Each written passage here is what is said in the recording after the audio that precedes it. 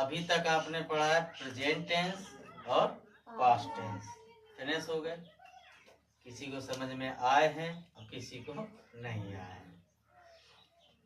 ना आने वालों की संख्या कम है और आने वालों की शायद ज्यादा है। उसे इसलिए नहीं आ रहा है कि वो व्यक्ति, वो बच्चा रिवीजन नहीं करता है ना। और जो पढ़ेगा नहीं, रिवीजन नहीं करेगा, उसे आएगा कैसे। लेकिन आज जिसे नहीं आया अभी तक, आज जरूर आएगा और उसे आना ही पड़ेगा। कैसे कैसे नहीं आया प्रेजेंट और पास्ट? सबको आया है? नहीं आया। रेणुका को नहीं आया। और बाकी गया है कुछ है? पूरा चला गया है। तुम्हारे आधों का चलो पूरा चला जाएगा। प्रेजेंट वर्तमान पढ़ लिया, पास्ट भूतकाल पढ़ लिया। अब आते हैं फ्यूचर में, है ना। फ्यूचर का मतलब होता है भविष्य, है ना। फ्यूचर टेंस भविष्य काल। फ्यूचर टेंस को हम इसे क्या बोलते थे? सिंपल फ्यूचर टेंस को पहले हम फ्यूचर इंडेफिनिट बोलते थे। अब नोट कर लो, फ्यूचर इंडेफिनिट से अब वो क्या बन गया है? सिंपल फ्यूचर बन गया है। ठीक है, ऐसे बैठो तब तुम्हें समझ में आएगा। और इधर बैठो, तो जहां ना तुरंत बोल देना। तो सिंपल फ्यूचर टेंस भविष्य काल, भविष्य की बात बताई जाए, जिस वाक्यों में भविष्य का काम हो रहा हो। जैसे इस प्रकार के वाक्यों में काम का करना या होना कब पाया जाता है? भविष्य काल में पाया जाता है, यानी कि अर्थात आने वाले समय में। चल रहा है वो नहीं होगा, बीत गया वो नहीं होगा। भविष्य का मतलब है जो समय आगे आएगा, है ना। आने वाले समय को हम क्या कहते हैं? भविष्य काल। तो इन वाक्यों की क्रियाओं के अंत में गा, गी, गे लगा होता है। अगर किसी भी वाक्य में गा, गी, गे अगर आता है तो आपको ये समझ जाना है कि ये वाक्य फ्यूचर टेंस का है। ठीक है ना। जैसे हम कल पढ़ेंगे, पढ़े, पढ़ते थे वो अलग हो गया, है ना। लेकिन पढ़ेंगे यानी कि कल जो समय आएगा उसमें हम पढ़ेंगे। अभी ना पढ़ रहे हैं, ना पढ़ा था, पढ़ेंगे, है ना। ना था थी थे है, ना रा ताती ते है, कुछ नहीं है। गागी गे है, इसका मतलब भविष्य की बात की जा रही है। तो जहां पर जिन वाक्यों के क्रियाओं के अंत में कौन सा गा, गी, गे अगर आता है तो वो वाक्य सिंपल फ्यूचर टेंस का कहलाएगा। ठीक है ना। अब इसमें एक अफर्मेटिव सेंटेंस है, साधारण वाक्य। इसमें होता क्या है कि साधारण वाक्य में रूल, अंग्रेजी में अनुवाद करते समय अगर हम कोई भी सेंटेंस बनाएंगे, ठीक है ना, वाक्य अगर हम बनाते हैं तो उनमें दो सब्जेक्ट ऐसे होते हैं, एक होता है आई और दूसरा होता है वी। आई मीन्स मैं, रेणुका ज्यादा बोलेगी। वी मीन्स हम। अगर मैं आता है सब्जेक्ट और हम आता है सब्जेक्ट तो उसके साथ क्या लगाएंगे? सेल लगाएंगे। ठीक है ना। क्या लगाएंगे? सेल लगाएंगे। और ही, सी, इट, यू, दे, है ना। और कोई भी एक वचन या बहुवचन का कोई भी कर्ता होता है, कोई भी अन्य सब्जेक्ट के साथ हम क्या लगाएंगे? विल लगाते हैं। क्या लगाते हैं? विल। सिर्फ हमें इतना याद रखना है, आई और वी के साथ क्या लगाना है? शैल। और बाकी सभी सब्जेक्ट के साथ जितने भी करता है उनके साथ हम विल लगाएंगे और वर्ब की फर्स्ट फॉर्म लगाते हैं। ठीक है, समझ में आ रहा है ना। अब जैसे वे कल जाएंगे, वे कल जाएंगे, इसमें सब्जेक्ट क्या है? वे की स्पेलिंग क्या हो जाएगी? दे। अब दे आया है तो दे में हम क्या लगाएंगे? विल। सेल क्यों नहीं लगाएंगे? सेल इसलिए नहीं लगाएंगे क्योंकि यहाँ पर कर्ता ना आई है और ना ही वी है। अगर सब्जेक्ट आई और वी आता है तो उसके साथ सेल लगाएंगे, बाकी सभी सब्जेक्ट के साथ क्या लगाएंगे? विल लगाएंगे। तो दे के साथ क्या आएगा? विल। अब जाना, जाएंगे, यानी कि गो भी लिख सकते हैं या लीव लिख सकते हैं। तो दे विल लीव। सर गो भी लिख दे। हाँ, वही तो कह रहा हूँ। लीव टुमारो, आने वाले समय को, जो समय आ रहा है, आने वाले यानी कि आने वाले कल को टुमारो लगाएंगे। इसके अलावा यस्टरडे नहीं लगाएंगे। आने वाले समय, आने वाले कल के लिए कल की अंग्रेजी क्या होती है? टुमारो। ठीक है ना।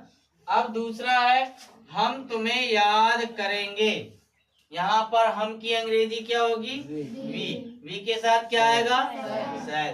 तो वी शैल याद करना, रिमेम्बर किसे? तुम्हें, यू। तो वी शैल रिमेम्बर यू। ठीक है, क्लियर है। तो जहां पर अगर कर्ता, सीधी सी बात है, अगर सब्जेक्ट आई आता है, वी आता है, तो उसके साथ हेल्पिंग वर्ब शैल लगाएंगे। अगर इसके अलावा कोई अन्य सब्जेक्ट आते हैं तो उनके साथ हेल्पिंग वर्ब विल लगाएंगे। ठीक है, बन जाएगा। अब जैसे नेगेटिव सेंटेंस है, नकारात्मक वाक्य, किसी काम के लिए किसी वाक्य में किसी बात को मना करना नकारात्मक वाक्य होता है। जहां पर नहीं शब्द आए तो हमें समझना है कि वो वाक्य कैसा है? नकारात्मक वाक्य है। रूल्स नेगेटिव सेंटेंस में, अगर नेगेटिव सेंटेंस है अर्थात नकारात्मक वाक्य है, तो विल और शैल के बाद हम क्या लगा देते हैं? नॉट लगा देते हैं। लेकिन इस टेंस में कल के लिए क्या लगाएंगे? टुमारो लगाएंगे। अगर कल आता है, एक शब्द आता है कल, अगर कल आता है तो कल की अंग्रेजी हम टुमारो लगाएंगे। लेकिन जो भी नेगेटिव सेंटेंस होगा तो उस नहीं की अंग्रेजी क्या लगाएंगे? नॉट, शैल या विल के बाद। तो सीधे से रूल्स में ये लिख सकते हैं, यदि किसी वाक्य के बीच में कोई नकारात्मक शब्द आए तो उस नकारात्मक शब्द की अंग्रेजी विल या शैल के बाद क्या लगाएंगे? नॉट लगा देते हैं। और वह बाकी रूल्स वही रहेगा। सब्जेक्ट आएगा, विल आएगा, नॉट आएगा, वर्ब की फर्स्ट फॉर्म आएगी। ठीक है ना। बाकी ऑब्जेक्ट जो भी होगा वो आपको लगाना ही लगाना है। लेकिन समझने के लिए नकारात्मक वाक्यों में अगर सब्जेक्ट के साथ शैल आता है या विल आता है तो विल के बाद हम ये नॉट जरूर लगाएंगे, तब वो आपका नकारात्मक वाक्य नेगेटिव सेंटेंस माना जाएगा। अब एग्जाम्पल, बस 4 बजे नहीं जाएगी। बस कब नहीं जाएगी? 4 बजे नहीं जाएगी। तो बस विल, बस क्या है? ना आई में है ना वी में है। तो बस will not go to 4 o'clock, 4 बजे, या लिख सकते हैं गो एट 4। ठीक है ना, कुछ भी लिख सकते हैं। ब्रैकेट में आप ऐसे लिख सकते हैं गो एट 4। तो ये भी आपके 4 बजे को ही दर्शाएगा।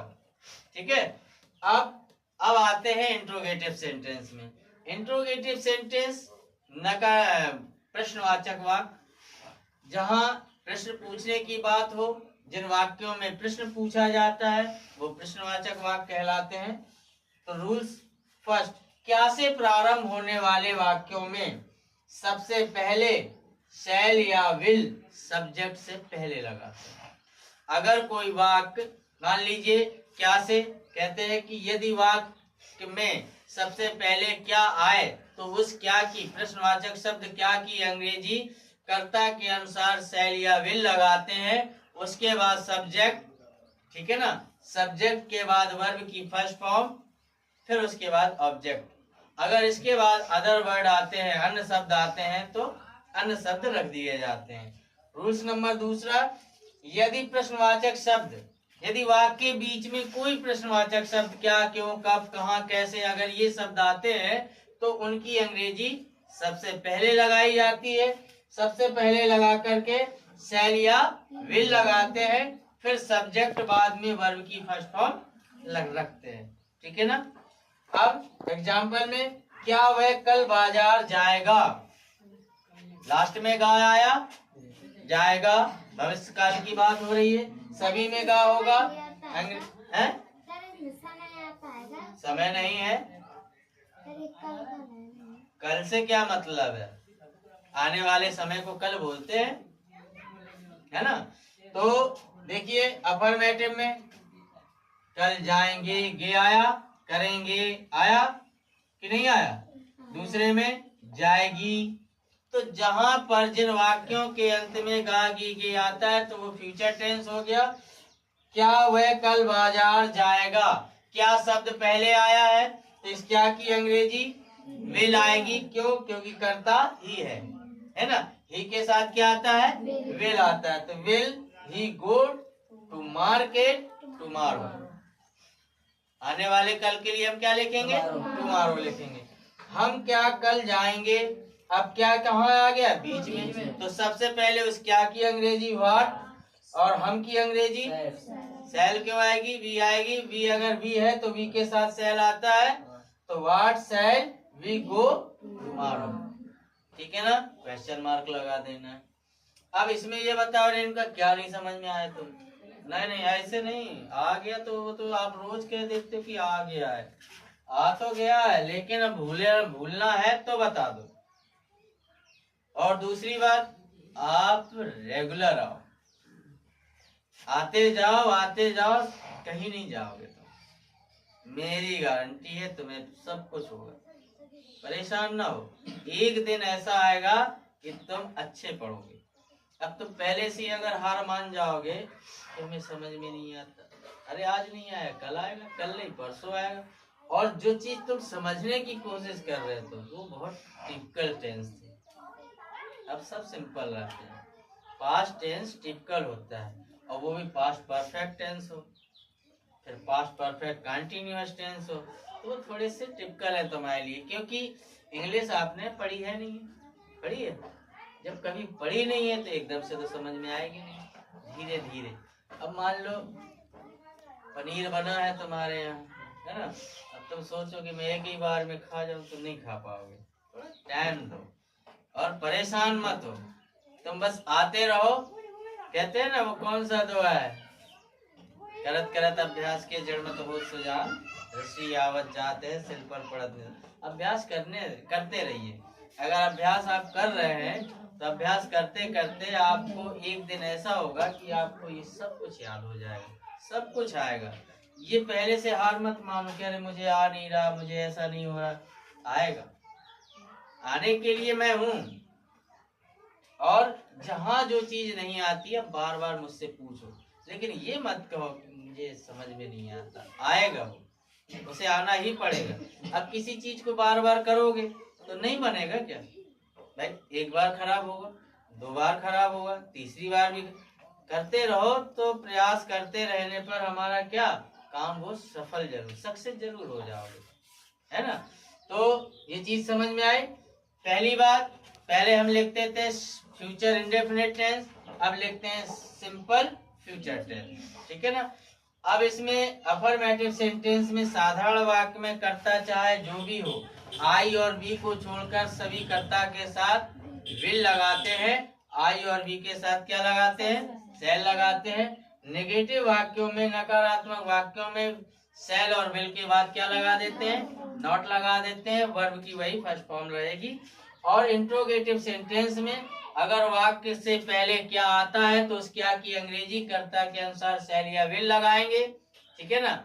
अगर ऐसा नहीं है, शैल या विल लगाने के बाद फिर क्या लगाएंगे, फिर बाद में हम अपना सब्जेक्ट, सब्जेक्ट के बाद वर्ब, वर्ब की फर्स्ट फॉर्म जो भी रूल्स है वो करेंगे। अब अगर वाक्य के बीच में कोई प्रश्नवाचक शब्द आता है तो उस प्रश्नवाचक शब्द की अंग्रेजी सबसे पहले लगाएंगे, फिर कर्ता के अनुसार शैल या विल लगाएंगे, फिर कर्ता और इसके बाद वर्ब की फर्स्ट फॉर्म लगाते हैं। और मैंने ये बताया था इंट्रोगेटिव सेंटेंस में सबको याद होगा, अगर हाउ मैनी, हाउ मच और हु जाता है तो उससे संबंधित नाउन भी रख दिए जाते हैं। अगर कोई सब्जेक्ट, कोई भी प्रश्नवाचक शब्द स्वयं कर्ता का कार्य करता है, ठीक है ना, तो वही शैल और विल का प्रयोग किया जाएगा। अगर कर्ता का काम कर रहा है तो कर्ता वो क्वेश्चन वर्ड लगा करके शैल या विल कर्ता के अनुसार कुछ भी लगाया जा सकता है।